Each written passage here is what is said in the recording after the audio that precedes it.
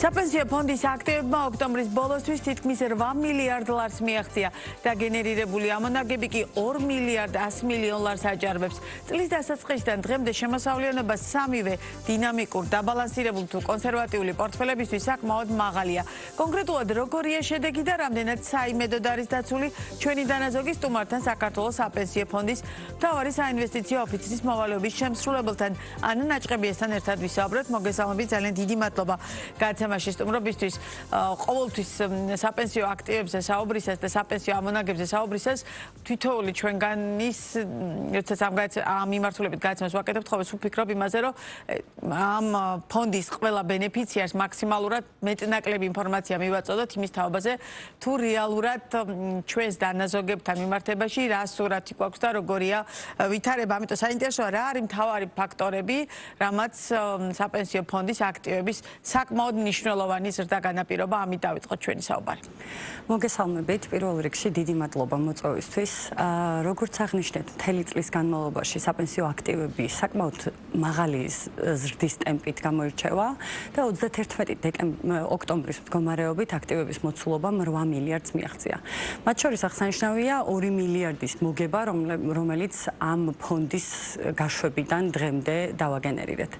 ამაზე რა თქმა უნდა გავლენას ახდენს ის აქტივები, რომელშიც ეს აქტივები არის ინვესტირებული და მათ შორის აღსანიშნავია სწორედ გლობალური აქციების პორტფელი, რომელიც წელს საკმაოდ მაღალი მომგებიანობით გამოირჩევა. ჩვენს აქტივებში შემავალი აქციების პორტფელმა წლის დასაწყისიდან დღემდე თითქმის 25%-იანი ამონაგები დააგენერირა, რამაც პირდაპირი გავლენა იქონია ჩვენს მომგებიანობაზე. როგორც იცით, ჩვენ მართავთ სამი განსხვავებული ტიპის პორტფელს, ეს არის კონსერვატიული პორტფელი, დაბალანსებული და დინამიკური და მათ შორის განსხვავებული არის აქტივების განაწილების, ანუ კომპოზიცია ამ პორტფელების.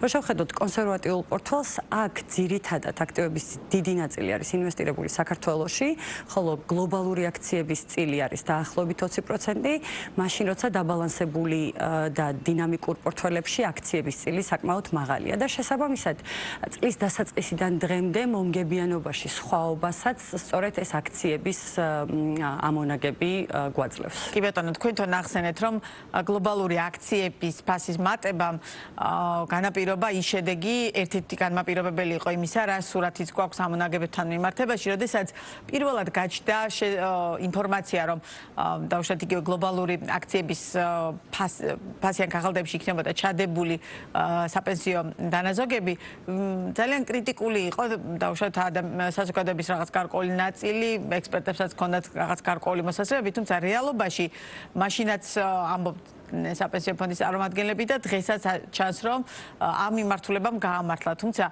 რა ფაქტორებზეა დამოკიდებული, როდესაც აი ამ ტიპის გადაწყვეტილებას რის საფუძველზე იღებთ, მაგალითად, რომელი კომპანიის აქციაში ჩადოთ და რომელ კომპანიისაში არა. მთლიანობაში რის საფუძველზე იღებთ გადაწყვეტილებას, რომ მაყურებელს მეტნაკლებად კარგი და ნათელი წარმოდგენა შეექმნას, თუ რამდენად დაცულია რეალურად ჩვენი დანაზოგები. ჩვენ ყოველწლიურად საპენსიო დანაზოგებზე ყოველწლიურად მმართველობით საბჭოსთან ერთად ვაკეთებთ სტრატეგიული განთავსების სამუშაოს, რაც გულისხმობს სწორედ, რომ სხვადასხვა მოდელების და ანალიზის საფუძველზე მივიღოთ გადაწყვეტილება, როგორ მოვახდენთ ამ აქტივების ინვესტირებას. რო შევხედოთ, ამაზე რა თქმა უნდა გავლენას ახდენს ასევე საკანონმდებლო ჩარჩო, რომელიც გვაძლევს მიმართულებას, რა აქტივებში შეგვიძლია განთავსება. რაც შეეხება გლობალურ აქციებში ჩვენ რომელიმე კონკრეტული კომპანიის აქციას ასე პირდაპირ არ ვყიდულობთ, არამედ ინვესტირებას ვახორციელებთ ETF-ების საშუალებით, რაც არის ეს ფონდი, რომელიც ათასობით კომპანიას ფლობს. ჩვენი გლობალური აქციების პორტფელი დაახლოებით 50% არის ინვესტირებული ამერიკაში და ამერიკის S&P 500 ინდექსში, რომელიც ამერიკის 500 კომპანიას აერთიანებს. ასევე გვაქვს ინვესტირება განხორციელებული ევროპის წამყვან კომპანიებში, სწორედ ამ ETF-ების საშუალებით განვითარებულ აზიაში, განვითარებად ბაზრებში ძალიან დივერსიფიცირებული დაახლოებით 9000-მდე კომპანია არის მთელი მსოფლიოს წამყვანი კომპანიები. შესაბამისად, ანალიზი უფრო მიდის რეგიონალურ დონეზე, რა მოლოდინები არის ამერიკაზე, ევროპაზე, განვითარებულ აზიაზე და სწორედ ამ ანალიზის საფუძველზე ვიღებთ გადაწყვეტილებას, რამდენის ინვესტირება განვახორციელოთ. ბოლო წლების განმავლობაში, რაც ეს სამი პორტფელი გავუშვით, როგორც იცით, 2023 წელს მოხდა ამ პორტფელების გაშვება. აქციების ბაზარი ყველაზე მომგებიანი აქტივის კლასი აღმოჩნდა. დაახლოებით 20% არის წლიური ამონაგები და დინამიკური პორტფელის, აი გაწლიურებული ამ 2 წლის განმავლობაში გაწლიურებული ამონაგებიც დაახლოებით 15%-ია, რაც საკმაოდ კარგი მაჩვენებელია როგორც რეგიონში, ისე მსოფლიო მასშტაბით. საინტერესოა, დინამიკური პორტფელი არის ლიდერი, ხო? 13,19%-იანი შემოსავლიანობა გვაქვს. ეს ნიშნავს, რომ დაუშვათ რისკიანმა სტრატეგიამ გაამართლა. თავის დროზე ეს გადაწყვეტილება სარისკო გადაწყვეტილებად იყო შეფასებული, სწორედ ამიტომ ვახსენებ ახლა ეს ფორმულირება. ზოგადად აქციები სხვა ფიქსირებული შემოსავლიანობის მქონე ინსტრუმენტებისგან, ანუ ობლიგაციებისგან განსხვავებით, მეტ რისკებთან არის დაკავშირებული, ვინაიდან მეტი მერყეობა აქვს. ანუ სხვადასხვა გეოპოლიტიკური ფაქტორები, მაკროეკონომიკური რაღაც არასტაბილურობა პირდაპირ აისახება აქციების ბაზარზე და ჩვენ წელსაც ვნახეთ, მაგალითად წლის დასაწყისში გარკვეული მერყეობა გქონდა, საკმაოდ შემცირდა აქციების ფასები, თუმცა გრძელვადიან პერიოდში, ანუ საფინანსო ბაზრებზე და ინვესტირების სამყაროში, გრძელვადიან პერიოდში აქციები არის საუკეთესო აქტივის კლასი, ვინაიდან ყველაზე სწრაფად ასახავს ეკონომიკის სიჯანსაღეს და ეკონომიკის ზრდას. და იქიდან გამომდინარე, რომ მსოფლიო კომპანიებში ვხედავთ სხვადასხვა ფაქტორები სხვადასხვა პერიოდში ახდენენ გავლენას. ბოლო 3-5 წელი არის, როგორც ხედავთ, ხელოვნური ინტელექტის კომპანიების აქციების ფასების ზრდამ გაზარდა არა მხოლოდ ამერიკის, არამედ მთელი მსოფლიოს ეკონომიკის კომპანიების ფასები და ეს პირდაპირ გადაიზარდა აქციების ფასებზეც. როდესაც უყურებთ გრძელვადიან პერიოდს, აქციების ბაზარში მომგებიანობის მოლოდინი საკმაოდ მაღალია, თუმცა ეს იმას არ ნიშნავს, რომ მერყეობა არ გვექნება რაღაც მოკლევადიან პერიოდში. ამ კონტექსტში მოდის ყველაზე მნიშვნელოვანი უსაფრთხოება. რამდენად უსაფრთხოა და რამდენად დაცულია ჩვენი საპენსიო დანაზოგები, ამ კითხვას დარწმუნებული ვარ, თქვენც ხშირად გისვავენ და სვავს საქართველოს ნებისმიერი მოქალაქე, რომელსაც ეს დანაზოგი აქვს გაკეთებული, იმიტომ რომ დასაწყისისთვის დღეს აღარ არის ესეთი სკეპტიციზმი, თუმცა როდესაც საპენსიო ფონდი იწყებდა საქმიანობას და ეს ცნება შემოდიოდა, მაშინ ძალიან სკეპტიკურად იყო საზოგადოების ნაწილი განწყობილი, ღირდა კი დაუშვათ საპენსიო დანაზოგების გაკეთება, აქტივების გამოხორციელება და შემდგომ და ამიტომ მნიშვნელოვანია რომ ადამიანებს უთხრათ რომ რეალურად რამდენად უსაფრთხოა ის დანაზოგები რომელსაც მთელი ამ წლების განმავლობაში ვაკროვებთ. ჩვენ აქტივების სტრუქტურას რო შეხედოთ, როგორც აღნიშნე, ერთი ნაწილი არის გლობალური აქციები. გლობალურ აქციებს ჩვენ ვყიდულობთ წამყვანი ბროკერებისგან, JP Morgan, Citi არიან ჩვენი პარტნიორები, რომლებიც ამ აქტივების ყიდვაში გვეხმარებიან და გარდა ამისა, ამ აქტივების შენახვაში ცალკე ორგანიზაცია არსებობს, რომელიც სადაც ეს აქტივები ინახება. რაც შეეხება ადგილობრივ ინსტრუმენტებს, როგორც იცით, საკმაოდ დიდი ნაწილი ჩვენი აქტივების ინვესტირებული არის საქართველოს საფინანსო სექტორში, ბანკებში, დებოზიტების სახით, ასევე გვაქვს ინვესტირება განხორციელებული სახელმწიფო ფასიან ქაღალდებში და ბოლო პერიოდში ასევე გაზრდილი გვაქვს ადგილობრივი კორპორაციული ობლიგაციების წილი. ნებისმიერი საინვესტიციო გადაწყვეტილება, რა თქმა უნდა, გადის საკმაოდ დიდ ანალიზს, მაგისთვის არის შეკრებილი საპენსიო ფონდში საინვესტიციო გუნდი, რისკების გუნდი, მმართველობითი საბჭო, რომელიც იხილავს ნებისმიერი საინვესტიციო გადაწყვეტილების როგორც მომგებიანობას, ისე რისკიანობას და სწორედ ამ მომგებიანობისა და რისკიანობის შეფასების საფუძველზე ხდება მსგავსი გადაწყვეტილების მიღება და ასევე ვითვალისწინებთ ჩვენს საინვესტიციო ჰორიზონტს. ვინაიდან ჩვენ უყურებთ საკმაოდ გრძელვადიან პერიოდში ინვესტირებას და მომგებიანობას, დაახლოებით 15 წელი, 20 წელი არის ჩვენი საინვესტიციო ჰორიზონტი, რაც საშუალებას გვაძლევს, რომ მოკლევადიანი მერყეობების მიმართ უფრო მეტი მიმღებლობა გქონდეს. აქ ძალიან საინტერესო ხომ რამდენად მზად ხართ საპენსიო სააგენტო და ის გუნდი, რომელიც აი ამ ყველაფერს მართავთ, რომ რეალურად აი ეს მოკლევადიანი მერყეობები არ იყოს თავიდან იყოს აცილებული, ბუნებრივია ხა აქციებზე ყოველთვის არ იქნება აღმავალი პერიოდი და ვისაც საერთოდ რაიმე ტიპის შემხებლობაც რომ არ აქვს, მასაც კარგად ესმის, რომ ერთ დღეს შეიძლება ძალიან გაიზარდოს ამა თუ კომპანიის ან თუნდაც ETF-ის ფასი და მეორე დღეს რაღაც მკვეთრად იყოს შემცირებული, მაგრამ თავიდან როგორ იყოს აცილებული აი ეს მოკლევადიანი მერყეობები იმ კუთხით, რომ რეალურად ძიმე გავლენა არ იქონიოს, აი ამისგან თავის დაზღვევისთვის რა მექანიზმები გაქვთ ფონდში? ამის ყველაზე კარგი საშუალება არის აქტივების დივერსიფიკაცია, ანუ განაწილება, რაც შეიძლება მაქსიმალურად სხვადასხვა ინსტრუმენტზე. სწორედ ის ფაქტი, რომ ჩვენი აქციების ბაზარში აქტივები ინვესტირებული არის არა მხოლოდ ერთ ეკონომიკაზე ან ერთ კონკრეტულ კომპანიაზე, არამედ 9000-მდე კომპანიაზე. ეს დივერსიფიკაცია გვაძლევს იმის საშუალებას, რომ აი ესეთი მერყეობები მინიმალურ დონემდე იყოს შემცირებული. მაგალითად, თუ ამერიკაში ფასები მცირდება, ვხედავთ ხოლმე მაგალითად განვითარებად ბაზრებში ფასების შედარებით სტაბილურობას. გარდა ამისა, თუ აქციების ბაზარზე ვხედავთ შემცირებას, ობლიგაციების ბაზარი ამ დროს ბუნებრივად უფრო იზრდება ხოლმე და ამიტომაც ის ფაქტი, რომ დივერსიფიცირებული გვაქვს აქტივები, ეს არის საუკეთესო დაცვის მექანიზმი, რომელიც შეგვიძლია გამოვიყენოთ მსგავსი მერყეობების პერიოდში. კი ბატონო, თვითონ საპენსიო ფონდის საინვესტიციო პოლიტიკა როგორია? ეხლა თქვენ მეტნაკლებად უკვე ისაუბრეთ ამ ნაწილზე, მაგრამ კიდევ ერთხელ რომ ავუხსნათ მაყურებელს, აი რა ფაქტორების გათვალისწინებით იღებთ გადაწყვეტილებას ამ თუ იმ მიმართულებით?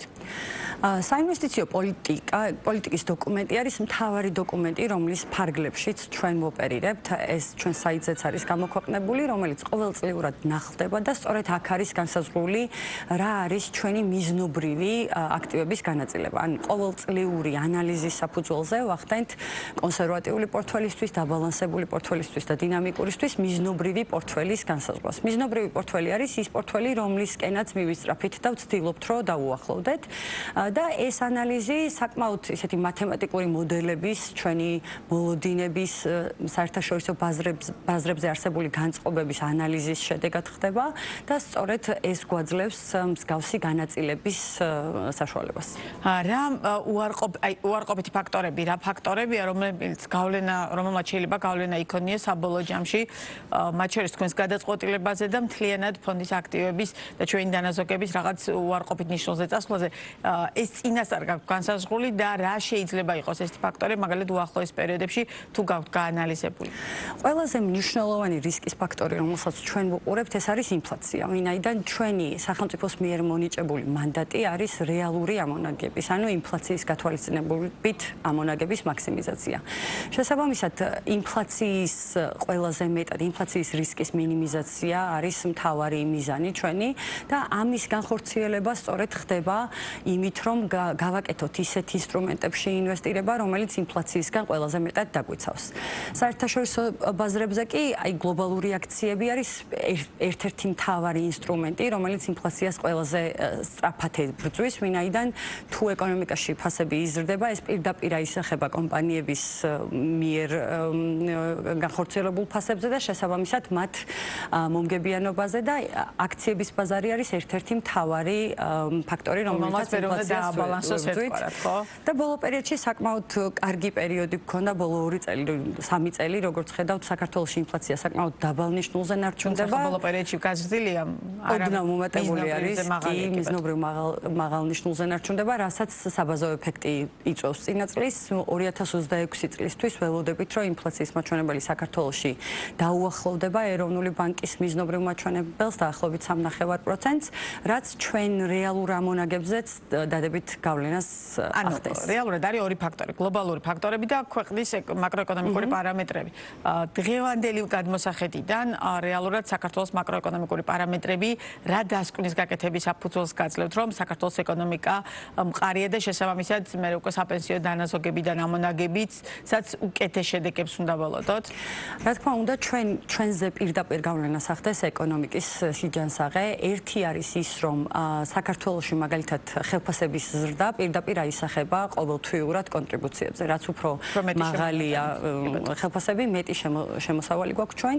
მეორე მნიშვნელოვანი ფაქტორი არის საპროცენტო განაკვეთები ქვეყანაში. საბანკო სექტორში, როგორც ხედავთ, დეპოზიტებზე საკმაოდ კარგი ნიშნული გვაქვს მომგებიანობის თვალსაზრისით, რაც ნომინალურ რიცხვებში ჩვენს მომგებიანობაზე დადებით გავლენას ახდენს და ის ფაქტი, რომ ბოლო 3 წელია საკმაოდ მაღალი იყო ეკონომიკის ზრდა, მაშინ როცა ინფლაცია დაბალ ნიშნულზე ნარჩუნდება, ეს არის რაღაც საუკეთესო კომბინაცია, რომელიც შეიძლება საპენსიო აქტივებზე ყოფილიყო და ამას ჩვენც გვიხარია მოკლედ. და ჩვენი საუბრის ბოლოს კვლავაც არის საუბარი საპენსიო სააგენტოს ერთგვარ რეფორმის გაგრძელებაზე. რა ეტაპზე ხართ, ანუ რა რისი თქვაც ბუნებრივია ამ შემთხვევაში თქვენ შეგიძლიათ, რა მიმართულებით შეიძლება წავიდეს საპენსიო სააგენტო?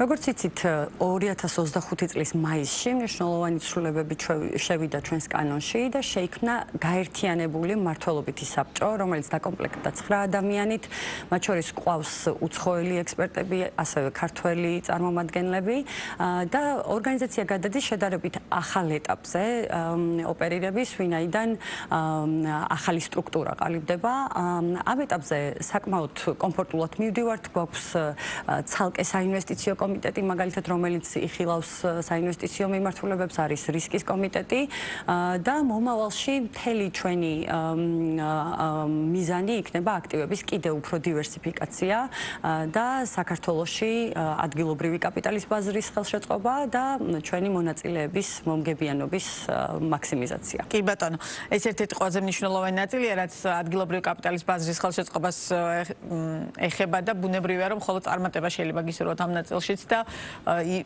იმ მიმართულებით განსაკუთრებით, რომ თითოეული ჩვენგანი საპენსიო დანაზოგი იყოს მაქსიმალურად უსაფრთხოდ დაცული ისეთ აქტივებში, რომელსაც მე უკვე უფრო მაღალი ამონაგების მიღება შეუძლია.